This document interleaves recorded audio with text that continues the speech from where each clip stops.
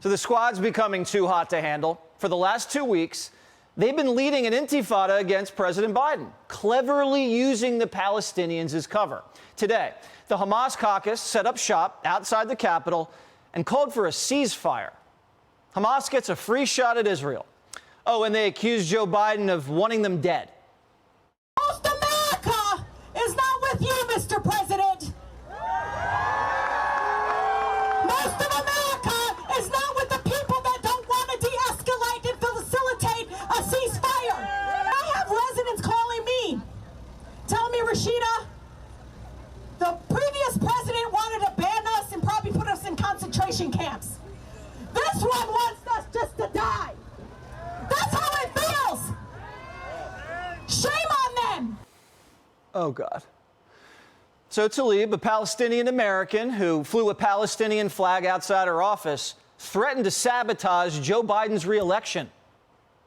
I'm going to speak the language. Mr. President, Michigan is an important state for you. So is Pennsylvania and so is Georgia. And guess what, Mr. President? We will not forget. Ooh, so the squad is threatening to mobilize minorities and young voters against their own party's president for helping a Democrat ally defeat terrorism. And members of Congress are now calling on leadership to deny intelligence briefings about Israel's war plans to Tlaib.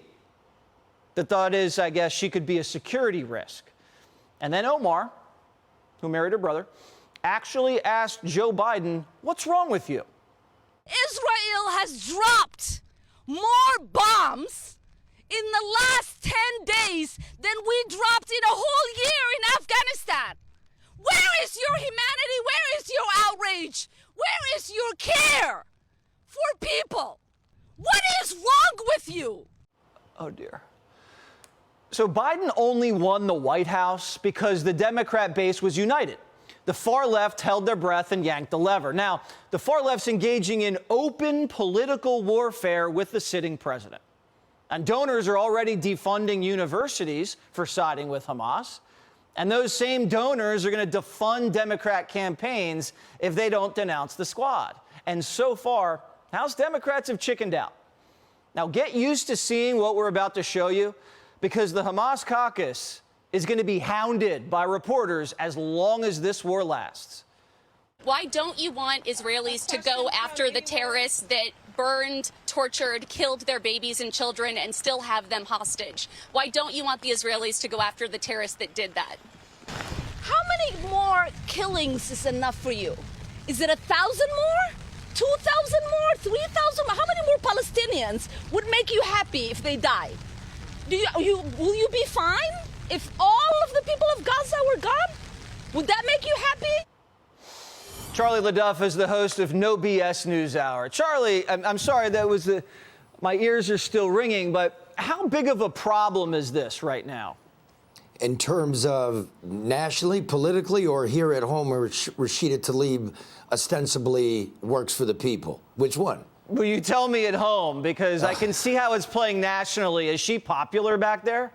Nobody knows who she is, man. Look, she's better known for entering legislation to rename post office. This is a much more violent city, Detroit, than Chicago is or North Philly, and we get nothing. What we get out of her is defund the police, let people out of prison, but you won't see her saying it on the street because she doesn't walk the streets. She's busy up in the Capitol screaming and hurting my ear, by the way, than she is correcting things. I should tell you, brother, this is a swing state. We have 8 of the most violent 50 cities in America, and we get butt kissed. We get this stuff. We get Israel just bombed a hospital. No leadership there. No be calm. Let's find out what happened. Lead. Try to get this thing tamped down. No, we go on the steps and we blame the Israelis. It looks like it may be Hamas. Probably. I'm not going to say. But where is that? We're not having that. We're not having any rational discussion. So she's focused on violence in Gaza, and she doesn't give a lick about violence in her own district? Not that I can see. And look, I knew her father. He's a good man. You know what I mean? He's like a good new American. And He called me up and called her a nut. All I know about her is she cheated on her property tax 3 times and never paid the city back. Rashida, pay back the taxes. But I grew up with Palestinians. This is an Arab center of America. There are points to be made. War should stop.